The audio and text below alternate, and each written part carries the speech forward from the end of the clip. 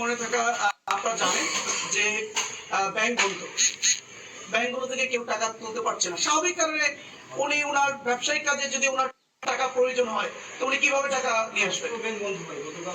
না না, উনি তো আজকে উনি শিক্ষকতা করেন। উনি শিক্ষকতাও করেন, আমরা শুনিনি যে উনি ব্যবসার সাথে জড়িত। উনি একজন শিক্ষক, পাশাপাশি ওনার বাসায় আমি যতটুকু ওনার ফ্যামিলির সাথে কথা বলছি, ওনার বাসায় একটা গার্মেন্টস আছে।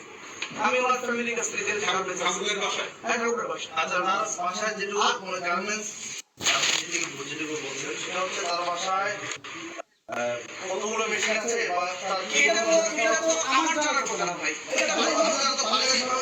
আমি বলতেছি যে ওনার বাসায় কতগুলো মেশিন আছে, কতগুলো কাপড় আছে, কত টাকার ওনার লেনদেন, এটা তো আমার জানার কথা না। আমি ওনার ফ্যামিলিকে জিজ্ঞাসা করেছি যে কেন গিয়েছিলেন, এবং ওনার ফ্যামিলি আমাকে জানিয়েছেন যে উনি ব্যক্তিগত ব্যবসায়িক কাজে উনি ঢাকায় গিয়েছেন এবং এসেছেন। এই আমরা জিজ্ঞেস করেছি আপনাদের কি মানে ওনার উনি যে বললেন যে ওখানে ব্যবসায়িক টাকা, তখন ওনার বললেন হ্যাঁ আমাদের একটা ব্যবসা আছে। আর সবচেয়ে বড় কথা হলো এটা যদি অবৈধ হতো উনি তো বিতরণ করতে গিয়ে কথা বলা করেনি, ওনার ব্যক্তিগত টাকা আনতে গিয়ে। আর সবচেয়ে বড় কথা হলো ঢাকা এয়ারপোর্ট যেখানে চেকিং হয়েছে সেখানে নানাভাবে চেক করে ঢাকা এয়ারপোর্ট তো অনেক রেস্ট্রিক্টেড এরিয়া, তাই না? ওখানে তো একজন মানুষকে নরমালি ছেড়ে দেওয়ার কথা না। নিঃসন্দেহে ওখানে চেকিং হয়েছে। আমি যতটুকু জানতে পেরেছি এখানে যে ওখানকার দায়িত্বরত যারা আইনশৃঙ্খলা বাহিনী তারা এটাকে লিগালিটি দিয়ে ওনাকে ওখান থেকে ছেড়ে দিচ্ছে। ওখান থেকে উনি ঠিক যথারীতি সৈয়দপুরে আসছেন। সৈয়দপুরে এসে তাকে হয়রানি করাটা একেবারেই দুরভিসন্ধিমূলক, এবং এটা আমি মনে করি এটার মধ্যে কোনো ষড়যন্ত্রের গল্প আছে।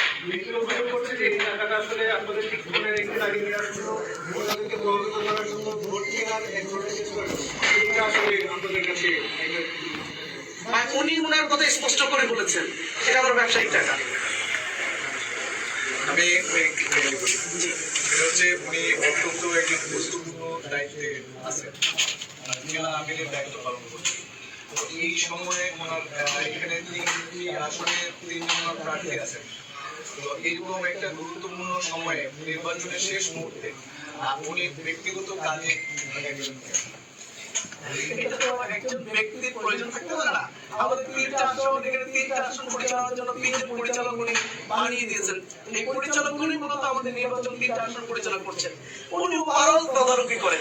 ওনার একটা ব্যক্তিগত কাজে উনি ঢাকা যেতেই পারেন, ওনার ব্যবসায়িক কাজে উনি ঢাকা যাবেন, উনি টাকা আনবেন নিবেন, এটা তো একবার খুবই স্বাভাবিক প্রক্রিয়া। আমার কথা হলো এই স্বাভাবিক প্রক্রিয়াটাকে অস্বাভাবিক প্রক্রিয়া নিয়ে যাওয়ার পিছনে একটা ষড়যন্ত্র এবং দুর্বৃত্ত আমরা বন্ধু পাচ্ছি নির্বাচনের একদিন আগে।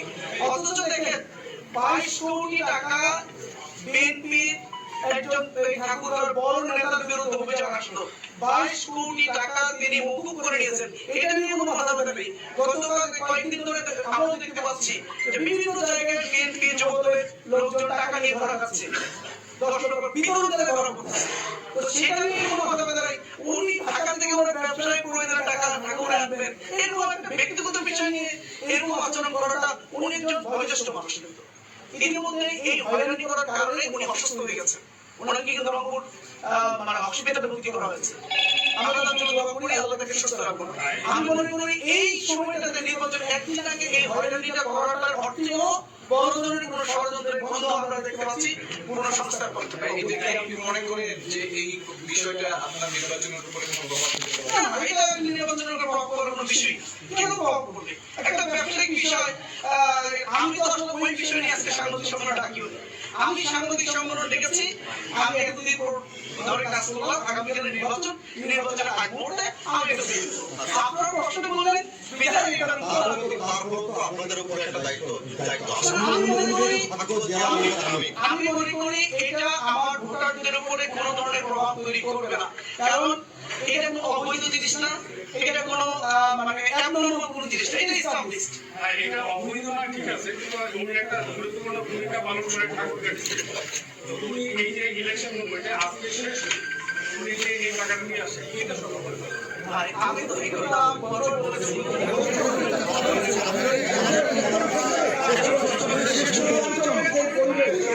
কথা বলে পরাধীন ভোট শেষে সেটা মানবেন কিনা এবং কিভাবে এখানে রিটার্নিং কর্মকর্তা সহ এখানে নির্বাচন পরিচালনার দায়িত্বে যারা আছেন তারা বারবার আমাদেরকে আশ্বস্ত করার চেষ্টা করেছেন এবং তাদের প্রস্তুতিটা আমাদেরকে জানিয়েছেন যে আগামীকালকে নির্বাচনটাকে সুষ্ঠু